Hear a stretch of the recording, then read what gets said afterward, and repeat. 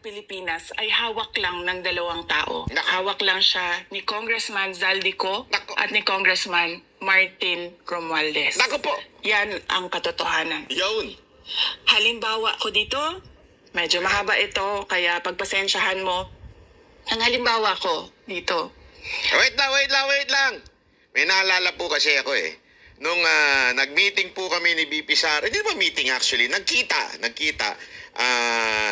Is napaunlakan po kami, na pinayagan po kami makipagkita sa kanya nung nandiyan po kami sa Davao. Yung buong Banateros, di ba? Sila Boss Dada, Coach Oli, Master Judea, Jeggy Barat, inyong lingkod.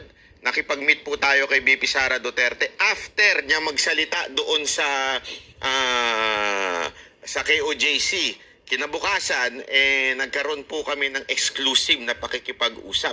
At nabanggit niya ito. Sabi ko sa inyo, ganito yung kanyang pagbanggit. Mahaba ang usapan na to, kaya hindi na lang muna natin i-discuss. Pero may idea na po tayo nun dahil tandaan nyo, di ba? Sabi ko nga sa inyo, ano ba ang kinakaharap natin ngayon? Meron tayong kaso dyan sa... Naku, ayoko na muna magsalita. Ikaw na muna, BP Sara Duterte. Ikaw muna. Sa DepEd muna tayo. Okay. Sa Department of Education, noong taong 2023, merong 5 billion na inapprove para sa classroom construction. Nako po. Nagulat ako. Nagulat daw siya. 5 million ha? Ay, 5 billion para sa construction doon ha? Kasi merong mga lumapit na miyembro ng House na humihingi. Naku po, patay tayo dyan. Humihingi ng porsyento. Pambira, oh. Ayoko na magsalita porsyento. ng mura, pero... Yan ang kalakalan style ng mga mantakin mo mga kababayan. Yung, magkano eksaktong amount noon? Magkano eksaktong amount? Ayan, oh. 5 billion 917 million.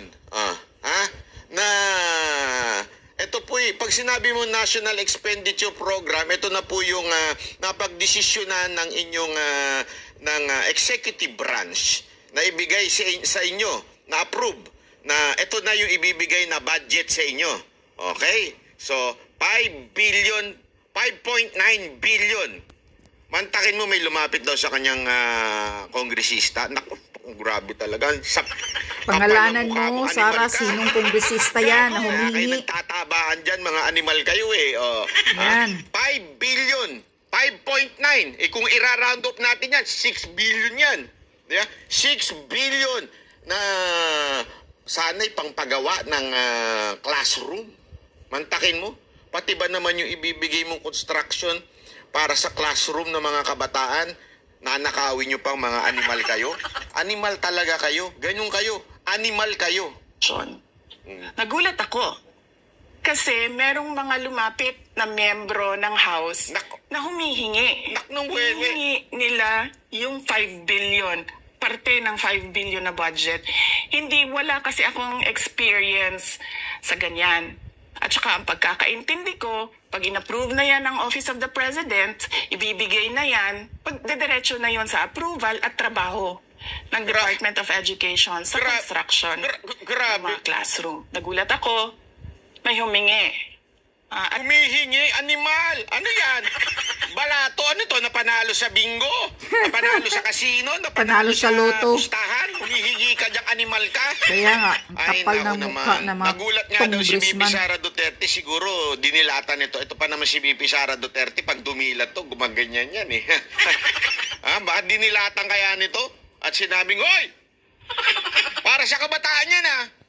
Bakit mo ka humihingi dyan? Ituloy natin. Ano nangyari? Nililinaw natin na 6 billion, more or less 5.9 billion. Magkano ba ang amin dyan? So sinabi ko, hindi pwede ito. Kasi, ang mangyayari nito, hindi magagawa ng Department of Education ang trabaho namin na mag-construct ng classroom ayon sa classroom backlog at sa prioritization base sa backlog at sa classroom construction. Grabe, no?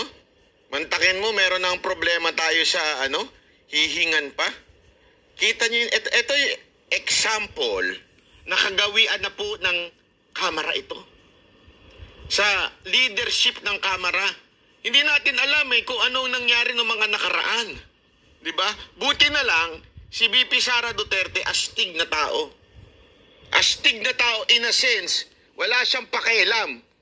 Kung kailangan niya na umalis, hindi siya kapit tuko sa pagiging sekretary, hindi rin siya kapit tuko sa kahit anumang kapangyarihan. So, sige, huwag na. Ganun. Kung ayaw nyo, diwag. Basta, hindi pwede yan. Mantakin mo. Kung gawain na nila yan. Magkano ba sa amin yan? Patay tayo DepEd pa lang yan na budget, ha? Paano kaya? na? Ito ang tanong. Magkano Sa ibang kaya? ahensya. Tandaan ninyo, DepEd pa lang to, ha? Correct. Ganito kalala ang korupsyon sa Pilipinas. DepEd pa lang ito.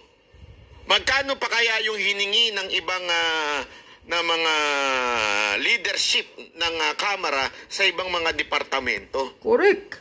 Mantakin mo. Grabe yung mga pagnanakaw. So sinabihan ko yung isang congressman, sabihan ninyo si Martin Romualdez. Martin Ano Romualdez. kaya yun ang hingi? So definitely hindi si Martin Romualdez. Ha? Pero May unutusan. parang ang dating sinasabi ni VP Sara Duterte, parang inutusan. Correct. Kasi sabi niya, sabihin nyo kay speaker na hindi pwedeng chap-chapin. Yun. So parang without even saying directly,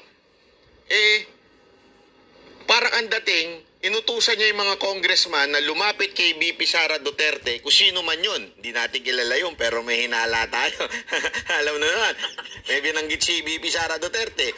Hindi natin alam kung sino, ha? Banggitin mo na, pero Sara. may hinala tayo kung sino yun. Kung sino At yun. sinasabi ngayong ni VP Sara Duterte, sabihan niyo yung amo. Kaya nga.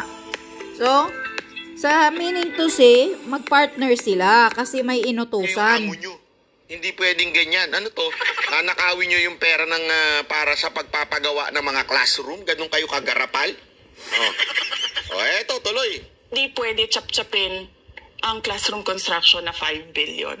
Kaya kung makikita ninyo sa budget proposal na approved ng Office of the President, 5 billion yon. Okay. Pero nung lumabas yung GAA o yung budget General Appropriate. approved noong 2023, naging 15 billion siya. Grabe. Nilakihan, Do you dinagdagan. understand what happened here? Do you? Ganito ayoko na magsalita. Ganyan magnakaw ang mga congressman. Ganito ayoko talaga. Ganito napakawalang yan ng ating gobyerno. Ano ba ibig sabihin yan? Ito lang inapruban. 5.9 billion. Sabi ni VP Sara Duterte, doon sa emisaryo, di umano, according to him, according to her, yung emisaryo, kongresista, kung sino man yung animal na yan, magkano sa amin? Ang sagot ni VP Sara Duterte, hindi pwede yan. Hindi pwede chap-chapin. Alam mo ginawa? Okay. Ayaw mo. Okay. Walang problema. Ayaw mo. Sigurado ka. Ayaw mo. Sige, kami nang bahala. Ayan, dinagdagan. Minekos-mekos nila yung GA. Dinagdagan nila ngayon, ginawa nilang 15 million. Mas lalong lumaki. Minekos-mekos nila. 10 billion sa kanila. 10 billion. So sa madaling salita, ang ibibigay lamang sa DepEd 5.9. Magkano ang katkong? Mga almost 10 billion. Ang katkong. Alam niyo kung magkano? 9 billion plus. Mahigit.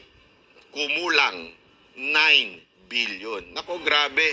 Yun. Ganyan magnakaw ang mga congressman. Ganyan sila.